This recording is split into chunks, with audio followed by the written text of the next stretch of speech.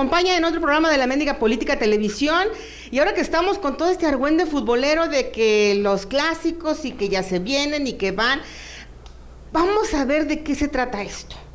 Porque habla mucha gente de que el clásico es el Chivas Atlas, o Atlas Chivas, o América Cruz Azul, o Chivas América. Pero, a ver, yo invité porque tenía muchas dudas a nuestro colaborador especializado en temas deportivos, Raúl de la Cruz, para que nos platiques, Raúl, a ver, ¿qué onda con esto de los clásicos? ¿Cuáles son los clásicos? ¿Por qué son los clásicos? A ver, ¿qué onda? Cuéntame, por favor. ¿Cómo quieres que te lo responda? Sí, a ver, tú échale. Al estilo Don Nacho Treyes. A ver. Para clásicos, los cerillos.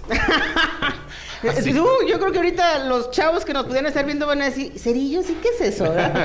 Cerillos ya no es puro encendedor. No, ya, hablando en serio, creo que el término clásico ha caído en la degeneración. Porque ahora ya cualquier partido juegan 2 o 3 veces y ya se hacen clásicos, ¿no? Ya es un clásico los Mineros de Zacatecas contra los Coras de Tepic, el Necaxa contra el Cruz Azul, que el clásico joven, y mira nada más qué tontería, eso no existe, el América contra el Cruz Azul, y el Pumas contra el América y todo eso, no. El clásico tiene otra serie de connotaciones de carácter histórico, el único, el auténtico, el natural, el que surgió de las entrañas del pueblo, solamente hay uno. Ay, fíjate qué bonito soy yo eso, de las entrañas del pueblo. Así es, mira, el clásico por naturaleza en la Argentina es el Boca Juniors contra el River Plate. Oye, ¿y nosotros inauguramos eso de clásicos o ya había clásicos desde Europa y todo eso? No. En Europa se dicen derbis. Ah, ok. Es el derbis y en Latinoamérica y sobre todo en los países futboleros como Argentina, Brasil, Colombia, México son clásicos. Y esto se da porque yo te decía que eso surge del pueblo porque es una confrontación de carácter clasista. En Guadalajara, en aquellos tiempos, a principios del siglo pasado, había 2 clases plenamente identificadas que estaban representadas por un equipo de fútbol. El Atlas, con los niños pudientes, con los niños ricos, era uno de ellos. Y el otro, el Guadalajara, que era el equipo de las colonias, el equipo del barrio, que si bien es cierto, tuvo su origen con trabajadores europeos y que en un momento dado se convirtió en algo que tenían una clase media alta. Posteriormente llegó a ser pues el equipo de las colonias, el equipo de los barrios, el equipo de la colonia moderna. Y los niños bonitos, los ricos que se fueron a estudiar Europa, como Lico Cortina y todos los demás, regresan a Guadalajara y forman el Atlas Fútbol Club, que ellos representaban a la clase privilegiada de aquellos tiempos. Y el Guadalajara era el equipo de las colonias, el equipo del barrio.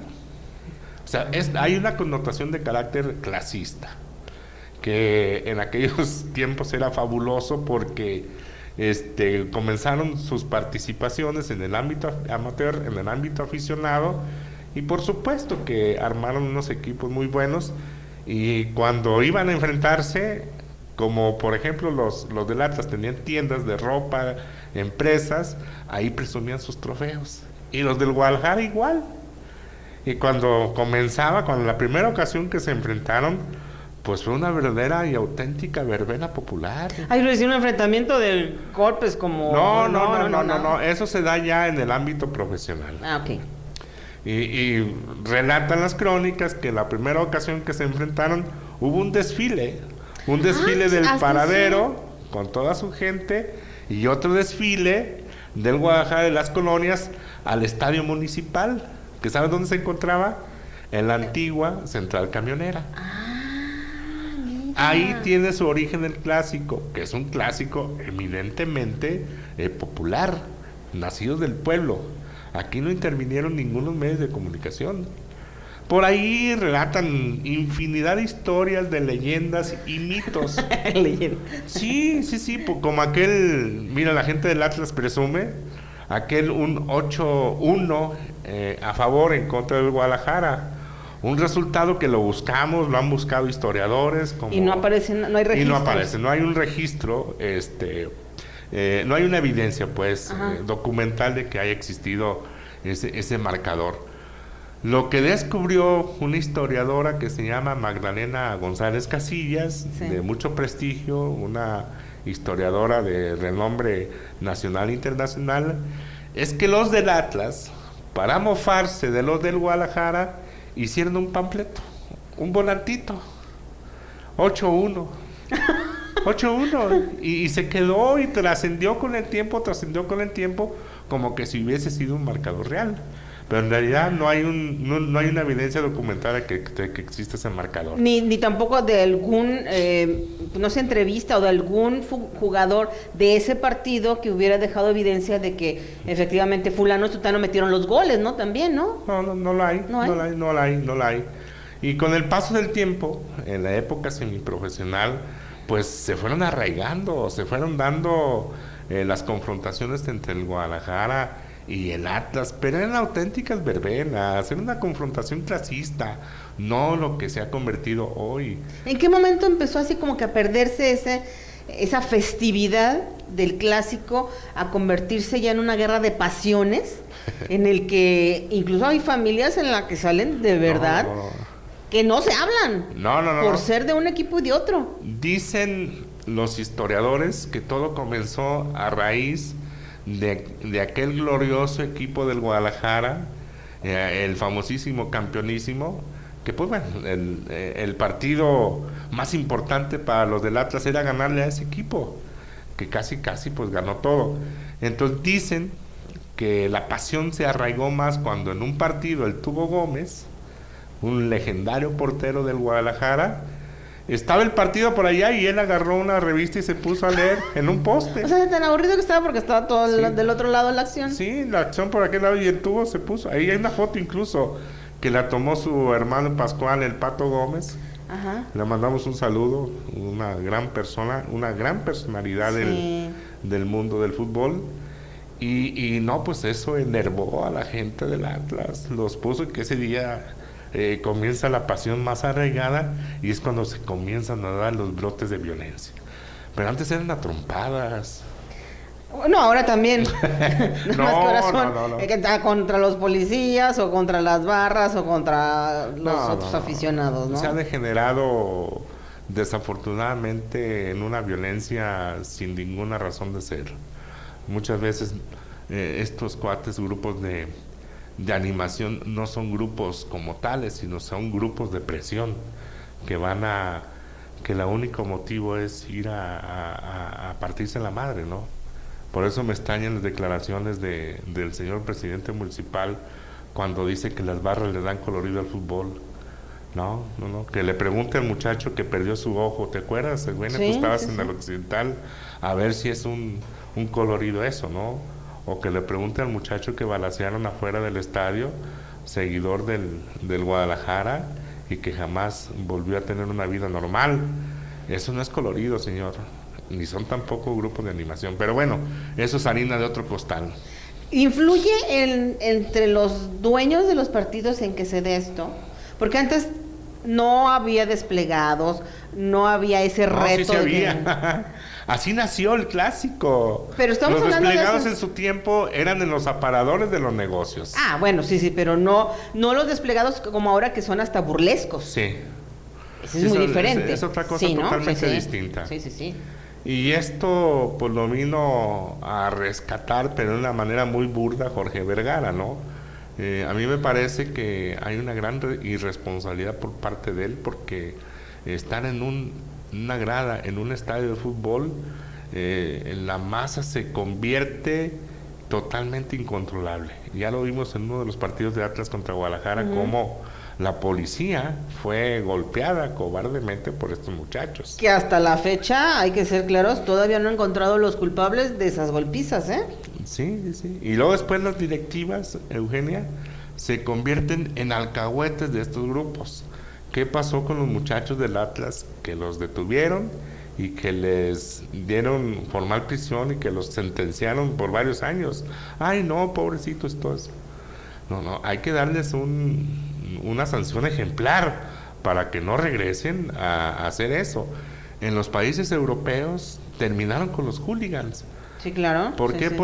Porque los detectaron y los eliminaron totalmente de los estadios. Oye, Raúl, tú que has estado tanto dentro de la cancha, has convivido con los jugadores, ¿cómo sientes tú que es el ambiente entre los mismos jugadores de un equipo y otro cuando ya están en la cancha? Cuando están en un estadio repleto, pletórico, con porras de un lado, de otro, la cancha llena de reporteros, de fotógrafos, y que está toda la atención en ellos. ¿Cómo los ves? ¿Cómo se sienten ellos? ¿Qué te platican? ¿Qué te dicen? No, hay una transformación total. Desde el momento en el que pisan la cancha, se transforman completamente. Y ahí, aunque siga diciéndose que son profesionales y se cuidan sus patitas, no es cierto. Ahí hay que meterle todo la carne al asador. ¿Por qué? Porque está de por medio el orgullo, la representatividad de tu institución. Ahí, que si tú ganas más, que si tú ganas menos, poco importa. Ahí lo que interesa es ganar. Y ganar por ganar. Pues, y ganarle al equipo más odiado. Casi siempre quedan así como que empatados a cero. Los clásicos a veces son medios aburridos. Son aburridos porque nosotros los medios de comunicación generamos expectativas por encima de las posibilidades de los equipos. No, eso sí. Sí, porque si no están jugando bien durante toda la temporada y llegan al clásico, pues no van a voltear si van a hacer, la octava maravilla en ese partido, ¿no? Pues van a seguir con su misma racha, ¿no? No, imagínate cuántos marcadores no se han dado, que por ejemplo el Atlas anda muy bien y el Guadalajara arrastrando la cobija y el Guadalajara gana. O viceversa.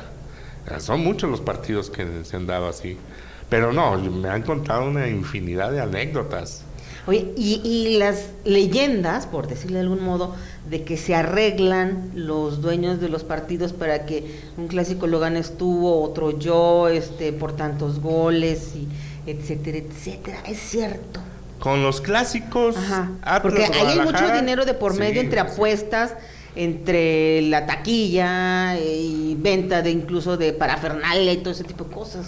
Mira, con los clásicos Atlas Guadalajara o Chivas Margaritas, que son margaritas, no lo creo, No lo creo, porque ahí la rivalidad todavía permanece de manera natural. Donde sí tengo mis dudas es con el clásico inventado entre Guadalajara contra el América. Ahí sí tengo muchas dudas. ¿Inventado por qué? Por la mercadotecnia. Mira, vamos a ir a una pausa para podértelo explicar. Más bien rapidín porque se nos está acabando el tiempo.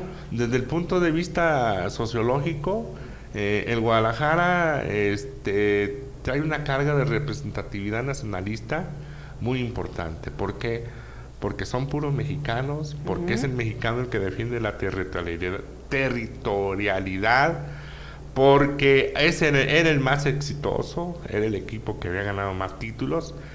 Y bueno, ante esta disyuntiva, ante esta problemática, porque la América en aquel entonces, que estamos hablando de la década de los 60s, entonces eran Telesistema Mexicano, dicen, vamos a crear el chico malo de la película, el poderoso, el que tiene extranjeros, el que puede contratar a cualquier futbolista del mundo. Pues son los millonarios de la América. Los millonarios de la América, por eso, ¿por qué? Porque comenzaron a hacer contrataciones. Contra el populista, el populachero de México, ¿no? Y es inventado, y bueno, ellos lo podían hacer, ¿por qué? Porque tenían un aparato publicitario muy importante. En aquel entonces la televisión comenzaba a tener una presencia ideológica pero muy importante, y determinaba mucho las conductas de la población. Agrégale que hicieron un equipo ganador en la década de los 70s, que hicieron un equipo ganador, entonces efectivamente se conjuga el chico bueno de la película, que es el Guadalajara, con el chico malo, que tiene extranjeros que vienen a conquistarnos, y se hace un clásico inventado. Y hay, por ejemplo, yo sé de una disposición de la televisora que tenía sus afiliados en diferentes medios de comunicación, en aquel entonces la prensa, dicen, no, el clásico va a ser este. y hay que cubrirlo y hay que darle cobertura durante toda la semana. Sí, ¿no? Sí, hacer los programas especiales y que entrevistan a todos los jugadores y bueno, es una de cosas. Todo por allá. Ay, pues muy bien. Qué bueno que nos platicaste, que nos iluminaste, nos ilustraste y nos quitaste muchas dudas, porque no es lo mismo hablar de los clásicos ahora, modernos, a lo que fue el inicio de los clásicos, cómo se vivían y qué eran unos clásicos. Era totalmente distinto. Sí. Muchísimas gracias, Raúl, por haber estado con nosotros. No, con todo gusto. Pues para la próxima vamos viendo a ver qué otro tema también fuerte, interesante, que la gente pues conozca de esto del fútbol, ¿no? Sí, que y de tengan otros los deportes antecedentes, también, sí. que tengan los antecedentes del por qué ahorita muchos jóvenes, muchos muchachitos, bueno, porque es clásico, pues saben, pues no saben ni siquiera que existen los cerillos. Pues muchísimas gracias por haber estado con nosotros. Gracias a Raúl de la Cruz, nuestro colaborador estrella en aspectos deportivos, y a usted muchas gracias por haber estado con nosotros. Y si ve este programa antes del clásico, pues que lo disfrute. Si lo vio después del clásico, pues ojalá lo haya disfrutado también en completa tranquilidad y con sus seres queridos. Gracias, adiós.